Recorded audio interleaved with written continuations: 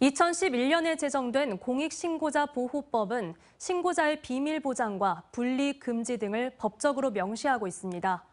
하지만 내부 부조리를 늦게 고발했다는 이유로 오히려 징계를 받은 공익신고자 이야기 어제 전해드렸는데요.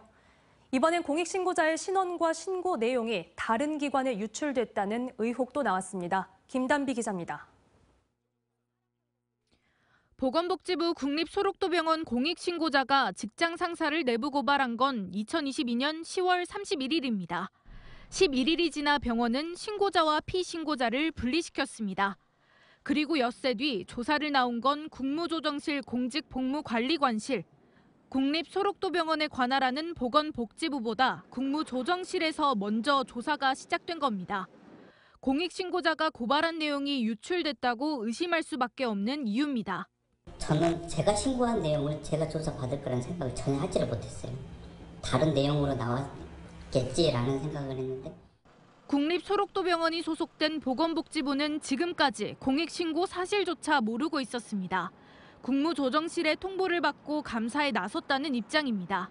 어떻게 그게 다른 곳으로 유치되는지 따라서 시간이 있겠네요. 그분이 그렇게 부분에 대해서 이렇게 억울하게 생각하고 계신지 몰랐습니다. 공익신고자는 정보를 유출한 사람을 찾기 위해 경찰에 수사를 의뢰했습니다.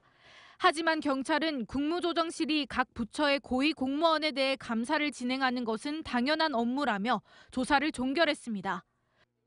결국 공익신고자는 내부 고발 이후 업무 강등과 징계, 반역자라는 낙인까지 모두 혼자 떠안게 됐습니다. 사람을 못 믿게 되는 거죠.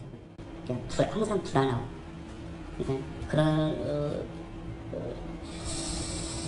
이렇게 밤에 잠도 제대로 잘 수가 없고 지금도 약을 먹고 있고. 국민권익위원회는 상사의 금품 수수 등을 고발한 직원을 불패행위 신고자로 인정했지만 이미 모든 징계 절차가 끝난 뒤였습니다. 부조리를 막기 위해 용기를 낸 내부 고발자에게 공익신고자 보호법은 여전히 높고 멀게만 느껴집니다. MBC 뉴스 김단비입니다. 언제 어디서나 내 손 안의 뉴스. 광주 MBC 뉴스 유튜브 구독으로 함께하세요.